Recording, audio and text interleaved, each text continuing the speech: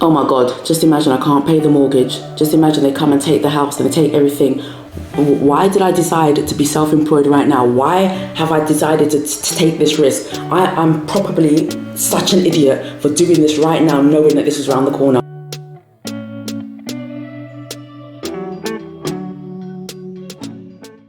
Feeling like life's getting too hectic and you're beginning to feel overwhelmed? Me too. Let me show you what I do to manage the overwhelm, take action, and actually start feeling in control of my life. A quick introduction. My name is Chantel and welcome to my BRAZEN world, where I help women over 40 believe, plan, and live the life that they desire. If you are new to my channel, don't forget to subscribe and check the description box for a journey starter for wherever you are in your own BRAZEN journey. Right now, there is so much going on in my life. My youngest son is applying for university and I've asked him time and time again to show me his personal statement and confirm what university he's going to. Mortgage is due for renewal very soon. And if you're in the UK, you know the interest rates are a bit effed up right now. So that's another thing that I am stressing about. And just the fact is I'm 2 months in running my own business and, a lot of it is a lot. So I'm just feeling a bit overwhelmed. Instead of actually retreating into my cave, as it is now winter as well, because winter is not for me, this is what I do to actually try and manage the overwhelm, just gain some control, because I think that is where overwhelm really does take hold and actually makes us freeze, because it's just too much sometimes. Even if you're feeling overwhelmed right now, there are things that you can do about it. And I'm going to discuss what actually might be triggering the overwhelm and actually how you can deal with it. The current overwhelm that I'm feeling right now did not just suddenly appear this morning. It's actually been a build-up of things that I've been kind of putting my head in the sand about and not really addressing and not really pushing for in terms of doing anything about it. So when I've looked at, like I said, my son applying for university, the mortgage happening, just aspects of my business that I know that I need to really address, and I'm not actually looking at things about other relationships, looking after my partner. There's so many things that I feel like I'm the only person on earth dealing with it. And I know I'm not. And I know that other people's lives have got so much more traumatic or really life-threatening, or just things that are really more serious than what I'm going through. It does not negate the fact I feel how I feel, and that feeling is a feeling of overwhelm. So I took a step back and tried to identify what it is exactly I know exactly what was happening, but why was I feeling the trigger of feeling that overwhelm and feeling frozen in that and not actually taking the action? And there were 4 things that I identified that came up as emotions. And let me know in the comments below if these 4 things resonate with you. So one of the first things that I identified was that it was just too much stress was on my plate. Now, some of it is intellectual stress, in terms of stress that I'm just thinking in my head. I've just got all these things in my head that are stressing me out. In reality, these things are probably not even real. It's that bogeyman syndrome where you think you've got so much to do, you think people are judging you, or you think that you just thinking too damn much. That's what we do. We just think too damn much. But still, that thinking and that conversation that we have in our minds still brings along stress. So I knew that I was really stressing out about my mortgage situation and the fact that it's up for renewal, and how the percentage that I'm actually paying now compared to what it might be with the way the government's just messed everything up in the UK in terms of mortgage and interest rates. That is stressing me out. I don't even know really and truly if it's going to be a problem. But in my mind, I've already created this whole scenario where, oh my God, what's going to happen to the house? Can I afford to use the house? Why did I quit my job? Why did I do this? Why? There's so much conversations in my head that is stressing me out. And I think one of the reasons I'm feeling overwhelmed is, firstly, it's just too much stress. In order to kind of battle against that stress, I did a video the other day about my weekly brain dump, and in that brain dump I did the weekend just gone, I just wrote down all those thoughts and those stresses. So as well as my to-do list and things that I've been avoiding, I just wrote down exactly what I was feeling as well. And it actually really did help, because a lot of the things that are going on in my mind, like I said, it's intellectual stress. It ain't even real stress. And some of those things, I can't actually control them. All I can control is how I react to it. So I did feel much better when I identified that it was stress overwhelm was one of the things that was making me feeling overwhelmed. And then took action to write down everything that was going in my mind and everything and journal about it, and it really did help. So if you're feeling stressed, because that is a very main component to feeling overwhelmed, write all your thoughts down. Just get them out of your head, write them down on paper so you can release yourself just a little bit from those thoughts.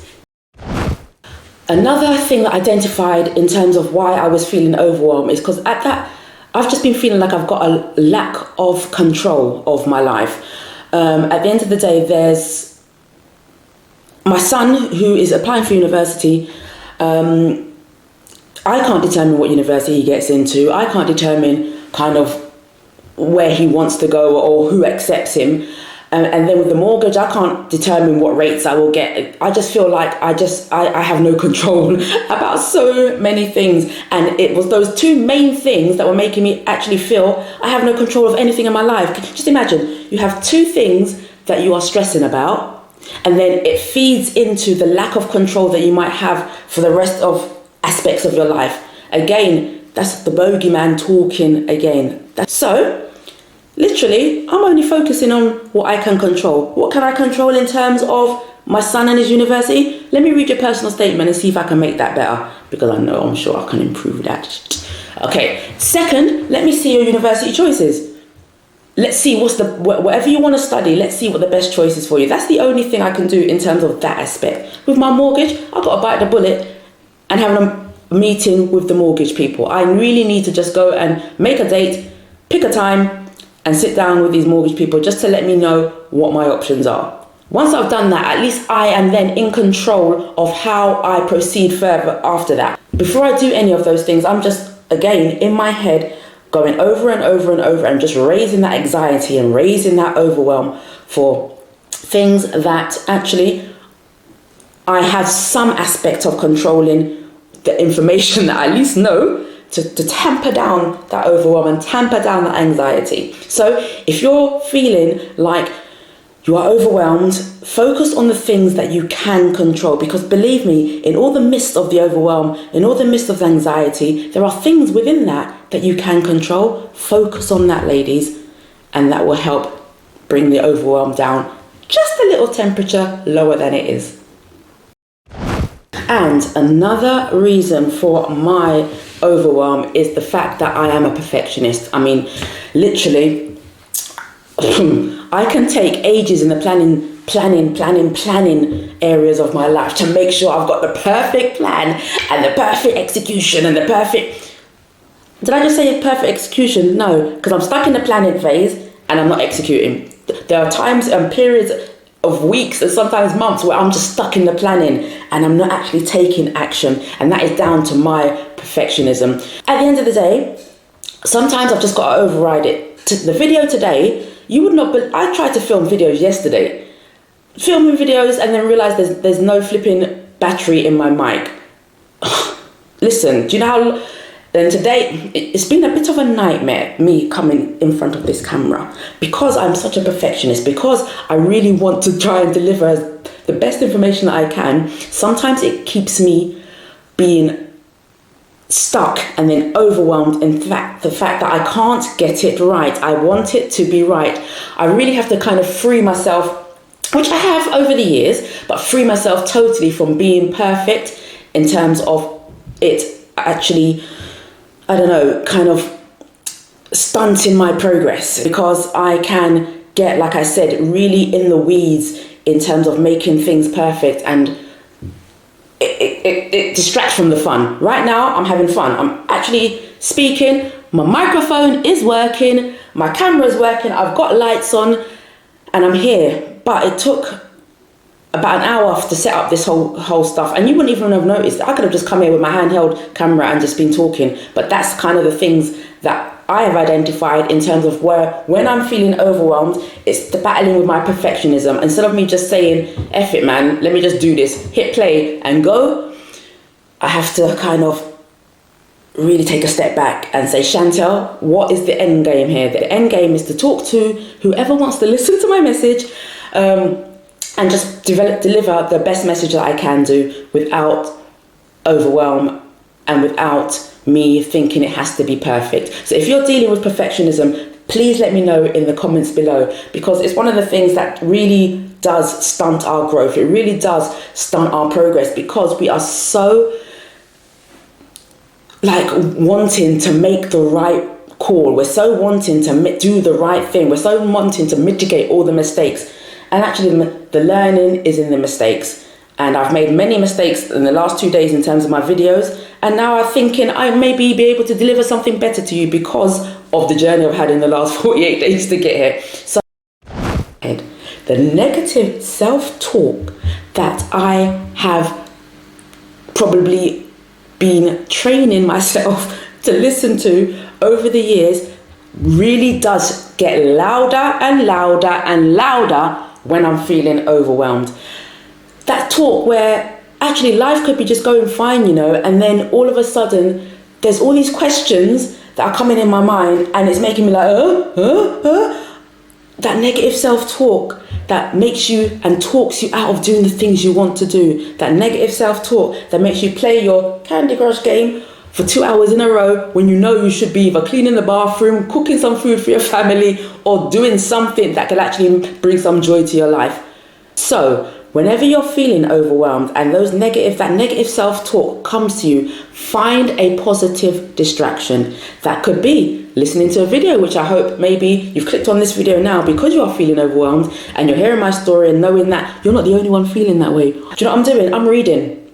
I'm getting myself lost in a book because it's a distraction. I don't want to hear my own thoughts. Let me hear somebody else's thoughts. And it's those thoughts and those ideas and those magical places and those questions that people inbox might ask you that actually start creating a way of you asking better questions of yourself. So when I am fussing and fighting about this mortgage thing that I need to sort out, and I'm got to the brink in my thought cycle where the bailiffs are here to take my house. Can you believe that? I'm sitting, that is sometimes the thoughts I'm getting. I don't want to have a conversation with the mortgage people, because when they tell me about how much more interest I've got to pay, who the hell's paying that? What will I have to do to pay that? Anyway, I'm reading, I'm listening to podcasts, I'm laughing, because I need a better playlist in my head. I need a better suggestive voice. I need a better questioning voice than what I'm offering myself. Also, with all those strategies that I'm using in order to deal with my overwhelm, it's also important to just take a break. Literally, it could be a short break, like an hour's walk somewhere, listening to some audiobook or listening or chatting with a friend, and actually sharing how you're feeling. Because like I said, you are not alone. There are so many of us dealing with overwhelm, whether that be from intellectual stress, that's the bogeyman syndrome, where we're making up stress in our heads that's not actually really there, or it's real stress, real things are happening in our lives that we are just feeling like we just haven't got the mechanisms and the coping strategies to deal with them. Speak to someone, even if it's speak to someone professionally. There are a lot of free helplines and things that can really help you. Go to your doctors if you're really feeling overwhelmed and things are really starting to kind of break down in terms of your mental capacity to really cope. In things like what I'm dealing with, which I agree is kind of surface level kind of things, but it's surface level until those thoughts come in your mind and they kind of overwhelm you. They just make you feel like you have no control and you really just don't know what to do. So again, be graceful and be brazen and do all the steps that I've discussed in this video to help you. But take a break sometimes and just give yourself some grace, because it's so important to take care of yourself. At the end of the day, no matter what's going on in life, the fact of the matter is you're going to have to wake up and face the day. So you actually determining what you're going to do and the actions you're going to take and how you're going to think and how you're going to kind of steer your day is the kind of things that you can control. Say a prayer, meditate, do some exercise, listen to music, literally find ways that work for you in terms of dealing with your overwhelm, and know that you're not alone. So before I sign out, let me know in the comments below if you're feeling overwhelmed currently, and you're kind of looking at a way to deal with that overwhelm. Let me know in the comments below if any of my strategies have helped you. To be honest, they've helped me. I have now set my appointment with my mortgage advisor to find out really and truly, am I going to lose my house? I've got an appointment, yes, you heard me right, an appointment with my son, because I want to see what this personal statement is. I want to make sure that he has the best start or the best chance of getting into the university that he wants. And also, I've just done a brain dump of all the other things that are going on in my life in terms of my business, and things that I really need to do and things that I want to do, just to try and prioritize my things I'm going to action over the next week and couple 2 weeks. Overwhelm is real. Do not avoid it. Avoid dealing with it. Do not chalk yourself out of and bury your head in the sand. Actually, take a step back and kind of look at the issues that you are dealing with and think of the best way you can kind of tackle each issue in its own individual stance. And I wish you the best of luck. As always, see you again in the next video. Be brazen, be kind, especially to yourself.